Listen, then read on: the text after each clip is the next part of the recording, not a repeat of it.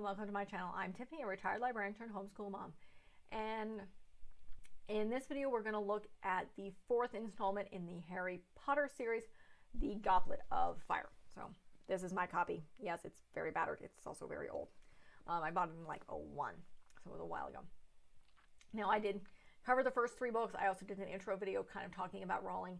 The only thing I'm going to say, and I said this at the beginning of the other book reviews, if you don't already own these, your library does borrow them, or they're selling, if they have book sales, buy them used.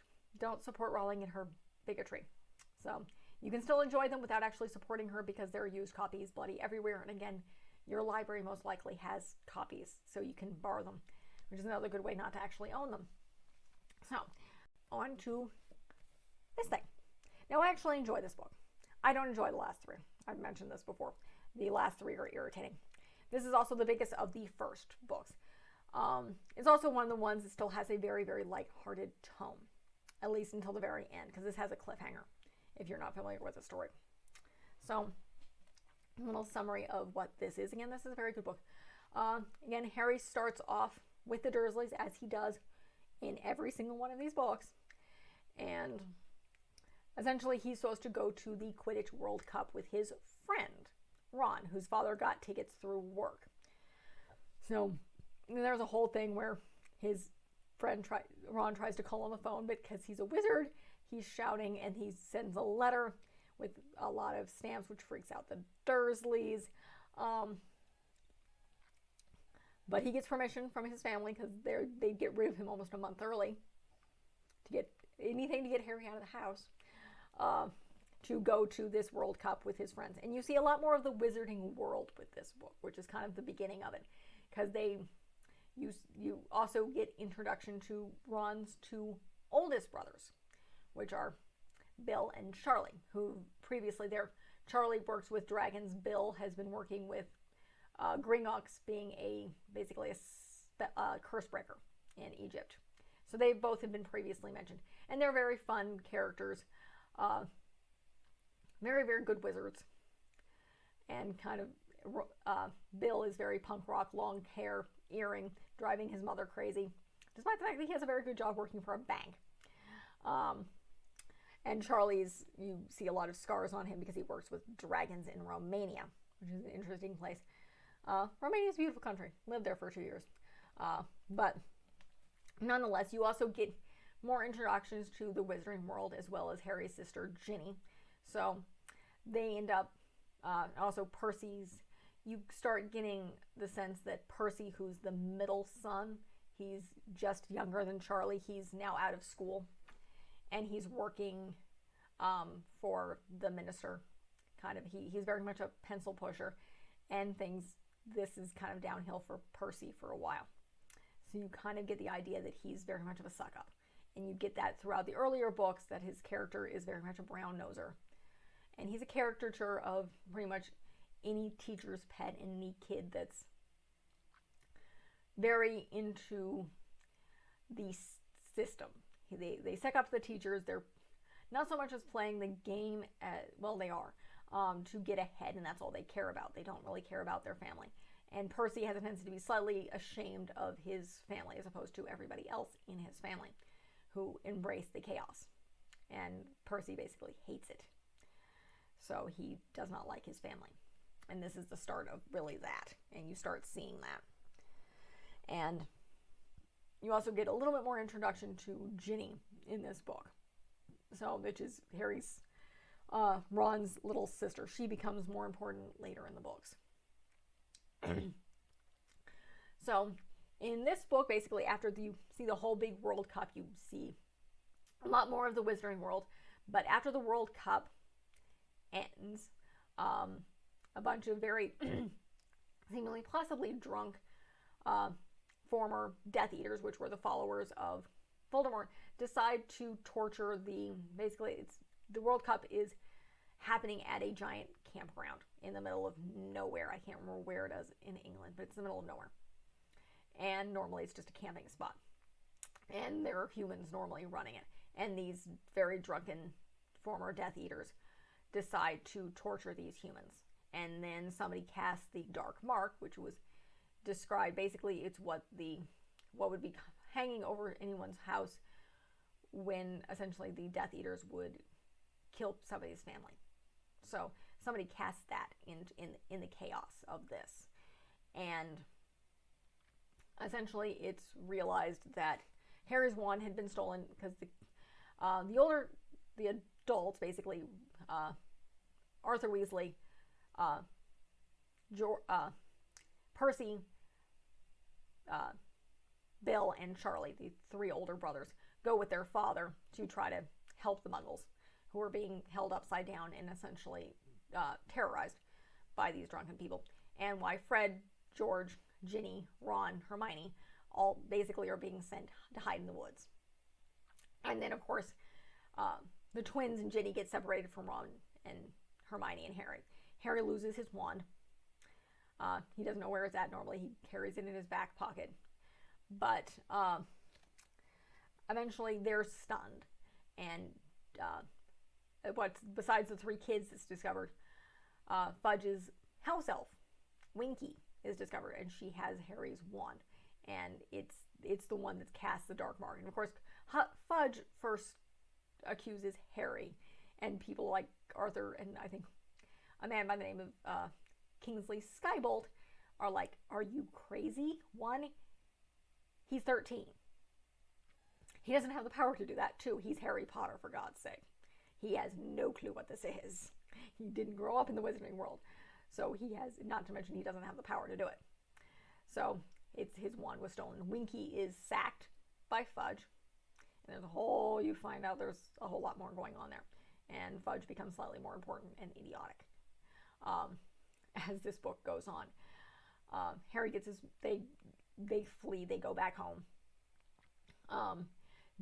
Molly, who had been fighting with the twins, something that's kind of important here that shows up at the end of the book. The twins don't want to go work for the Ministry. They want to open a joke shop. And that's what they've been doing. They've been testing out different things. And their mother found out, and she's pissed. And they actually make a wager. Again, this becomes slightly more important at the end of the book, with the head of the Magical Games Department, who's an idiot. Very much of a character of the idiotic jock, by the name of Lundo Bagman. Essentially, they bet that the two teams that are playing in the Quidditch World Cup are the Bulgarians and the Irish. The twins bet. This is what ends up happening. The Irish win, but the Bulgarians' seeker will get the snitch. The snitch. Which is what happens. Because they have Crumb, that's Victor Crumb. He's the Bulgarians' main player who would catch the snitch. Who's a teenager. He shows up later. But that's essentially what happens. The Irish get so far ahead that Crumb chooses to basically end the game, because he knows his team isn't good enough to actually win. So he chooses to end it on his terms, which is what the twins bet. And yeah, Bagman's a gambler. So they're basically chasing around trying to get their money back, because they want to start this joke shop. So that's and then that kind of ends that first part of the book. And then there's a lot of secrecy of what's going to be going on at school that year. And Bill actually goes with them. Charlie leaves. Bill goes with them to basically send them off to school. And again, Percy's working. And that's kind of important, the fact that Percy shows up later. And he's being very, very stuck up. And again, things go downhill from there. So they go to school. And what's discovered is, this is the hintily title of the book, The Goblet of Fire. So this is when Rowling introduces three other schools that exist in the Wizarding world. A school that's somewhere in France. I can't pronounce it. And then another school that's somewhere basically the rest of Europe and Russia. So, and that's where Crumb is from. So, though he plays for Bulgaria, essentially he goes to this school that's supposed to be up in the middle of nowhere. And so these schools come to basically compete in this three-piece competition. Yes, three-piece competition. To remember that. but they kind of changed the rules because previously people would die. So they essentially limited to being, I think, 16 or 17 and older. I think it's either 16 or older or 17. Essentially, you have to be near the end. You have to be like in your 6th year, and the twins, I think, are only in their 5th. You have to be nearing the end of school in order to enter. The twins try, but they don't. And there's only supposed to be 3 champions, one from each school.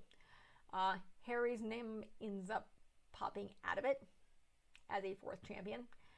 Nobody quite knows why. And there's a whole big to-do, but they can't do anything because this thing is magically enchanted and they can't mess with it. So Harry ends up being, as a 4th year, dragged into this, along with the true champion, Gilderoy Lockhart. Or that wrong character. Lockhart's locked up. And for some reason, I cannot. Cedric Diggory. There we go. And for you who are familiar with the films, his character is played by the guy who did Twilight. Among a whole heck of a lot better, he's a better actor than that. He prefers this film. So, essentially it goes through, this is when Ron and Harry start kind of fighting because Ron doesn't believe Harry says it's like, why am I doing this? I don't want to die. He's trying to not die. That's his primary goal in life these days, is not to die. He keeps being dragged into these things. But Ron doesn't really believe him because he thinks it's prestigious, and Harry hates it. And there's a lot of fighting going on. And there's a whole bunch of other teenage stuff going on that I'm not going to go into it. It's a decent, they're 13-year-olds, acting like 13-year-olds. So, nonetheless, Harry, they basically do various things. The first challenge involves dragons, and Harry finds out that before because Hagrid helps him. The other 2 schools, one, you bring in a guy who apparently was formerly in Azkaban because he was linked with Voldemort, and then a woman who's like basically practically a giant. And the other champion is you have Crumb, you have Cedric, and then you have a half Vila. I'll explain what that is. Why on earth can I not remember her name? Fleur Delacour. That's her name. So she's the name for the other school, and I'm not going to pretend to pronounce them because I probably would botch it. But those are the 3 other champions, and then you have Harry. And what a Vila is, that's revealed during the Quidditch World Cup, is they're insanely beautiful women who can turn into demons, essentially. That's what they are. And basically you look at them and you fall in love. And that's kind of what a lot of people do when they see the Fleur Delacour, because her grandmother was a Vila. So I believe she's half Vila, or she's a quarter Vila, nonetheless. But basically they deal with dragons. Everybody defeats them. You get certain points. That's around the time basically Ron realizes, no, my friend doesn't want to die. And this is really deadly, and somebody's tried to kill him. And that's what they realize, that the reason Harry's name popped out of here is because somebody's tried to kill him. The other thing that comes into is their defense against the dark arts teacher is old wizard by the name of Alistair Moody. Supposedly, yeah, there's some backstory there, who's an old wizard that Dumbledore brought because this was going on. And essentially, he actually tries to help Harry. He's actually, for what he is or isn't, is actually a decent teacher because he teaches practical things. He introduces this is where you're introduced to the unforgivable curses. Moody shows them where you can torture people, you can kill people, you can make them do whatever you want them to do. I think those are the 3. There might be a 4th one. But essentially, yeah, that's torturing. So you find that a little bit more, and the other one's pain. So it's like you can kill them, you can give them unbelievable pain, and basically you can make them do whatever you want. And those are the 3. So he basically, Moody teaches them, and Harry's actually able to blow off the controlling curse, which again comes back, and people find that very funny because of the backstory. We'll get there. So Harry goes through, you have everybody defeats the first thing, which is dragons.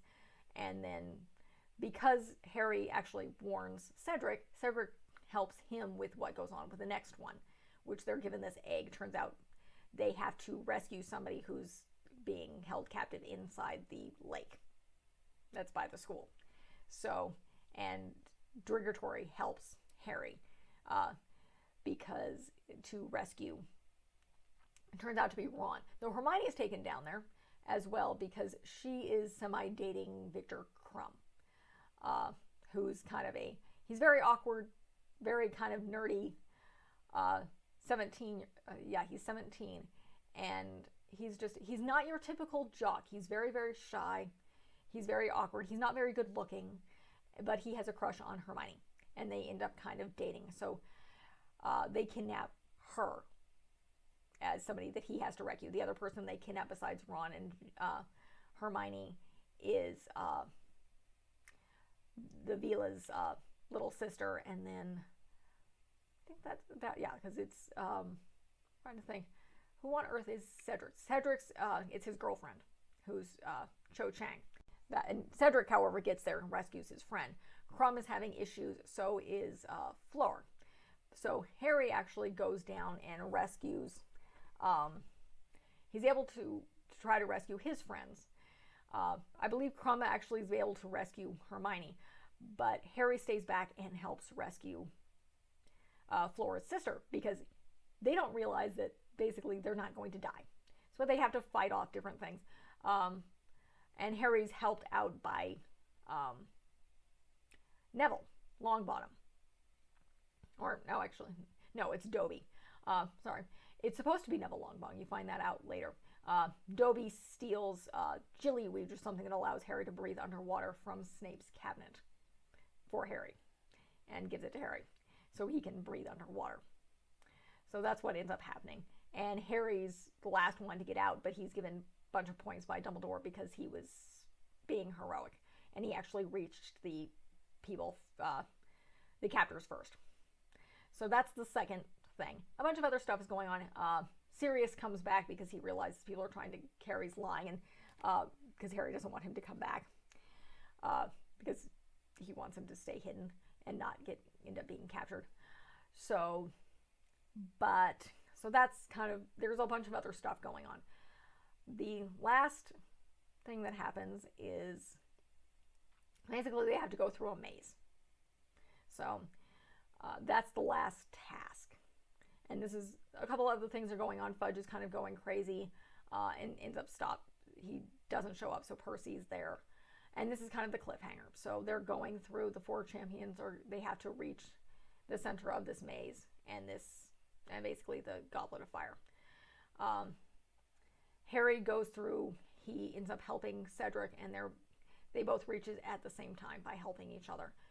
And they grab onto it, and then they're transported. It's something she introduced, which is a portkey. Essentially, it's an enchanted object that at a certain time or any time when you touch it, you can transport anywhere. So that's what happens. They're transported to a graveyard where there's Voldemort and a bunch of Death Eaters, and Cedric is killed. This is the first actual physical death in the book. As I said, things get dark in this book. And Harry is captured, and I believe basically Wormtail takes his blood. Now, one thing I forgot to mention is this book starts with Harry having a nightmare where he's seeing through the eyes of Voldemort. So, and he sees some things that foreshadow what's going on. So his blood is taken, and Voldemort is brought back. So through his blood and Wormtail's hand, which again comes back later, and a few other things, essentially, Voldemort comes back, and then he tries to fight. He wants to duel with Harry because he hates Harry, and he wants to figure out why the heck he was able to destroy them. And their wands, to an extent, connect, and you don't know why. Though actually, and you fully explained, in the first book, when Harry gets his wand, the wand maker basically tells him that the only other core, he has a phoenix core in his wand that makes it magical, that was sold that has that same cord was from Dumbledore's Phoenix, but that one belonged to Voldemort.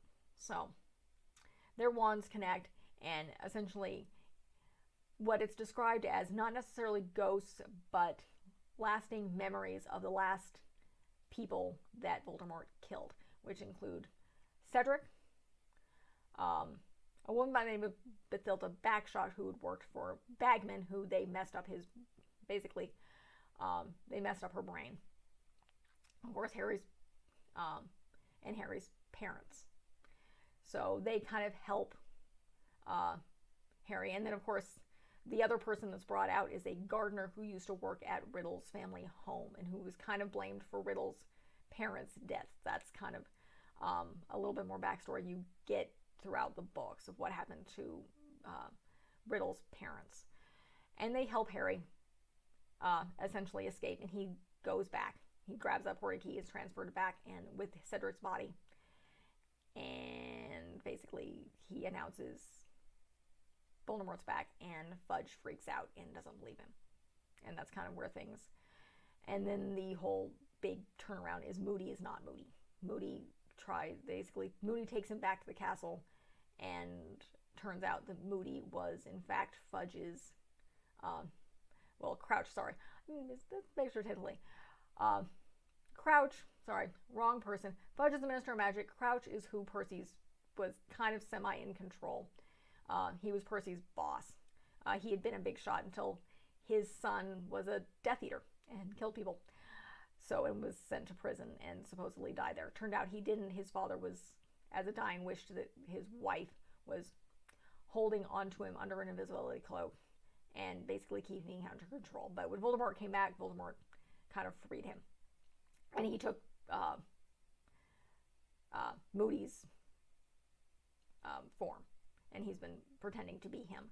And this is all revealed through various potions from Snape. And basically you get the whole backstory, which I'm not going to go into. But essentially, Voldemort is back at the end of the story. So that's the cliffhanger. And what basically things start getting dark in this book. So Fudge doesn't believe him. There's a whole... Basically, you have to start the war again. Because Voldemort's back. He's gathering his followers. And this time the Minister of Magic doesn't believe them. And he's trying to deny what's going on, because essentially it's like denying war, and basically no leader wants to be in charge when there's a mass disaster. So he's hiding it. And because they basically suck the soul out of Crouch, basically he's not a witness. So because again, Fudge does not want anything coming out. That comes out a lot more in book 5, which I absolutely hate that book. So, but the other thing that happens is basically you start the Order of the Phoenix, which is the Dumbledore's elite battle people. Basically, they're his elite fighters, which had to include Harry's parents. And Sirius is brought back, and Lupin is brought back, and other people join. In this case, Bill and Charlie Weasley join the war effort. The twins do eventually as well. Percy does not. Percy agrees with Fudge, and he doesn't believe Crouch. Basically, Crouch has been killed. That's another part of the story. I'm not going into a lot of details. This is the bare minimum. But though I enjoy this book, this is the cliffhanger. So why Harry does in fact go home again, the war has begun. And the war against Harry and Dumbledore is very much a prominent thing in the 5th book, which is one of the reasons I hate it so much. But that's the end of this book. This is the end of the typical, this ends on a happy note, because Harry Goblet of Fire does not end on a happy note at all. The other 3 books, the other 2 books don't. The last book she closes on, I actually enjoy that ending, but that's a different book. But this is where things start getting dark. I enjoy this book. I've read it quite a few times. It's not in great shape because, again, it's old. It was 01 when I bought the paperback. Everything else is a hardback. So, again, buy them used, rent them from your library. Once you get past this point, I wouldn't recommend it by anybody under 12. 11 or 12. Just because you're bringing up death, you're bringing up a lot of other things. Goblet of Fire brings up a little bit more of the slavery angle. I didn't bring into the whole house elf things because that's kind of a subplot. But it's a good book. The first 4 are I enjoy. Chamber of Secrets isn't really one of my favorites, but again, this is the first 4 that are they're very good books. It's before things kind of get crazy, and JK Rowling kind of gets crazy mad with power. But that is the end of this review. I will cover the rest of the books and the 8 films, as well as a bunch of other stuff. If you like this review, check out my other book reviews, my homeschooling stuff, and basically check out my channel. So if you like this, like and subscribe. And that is it. Thank you.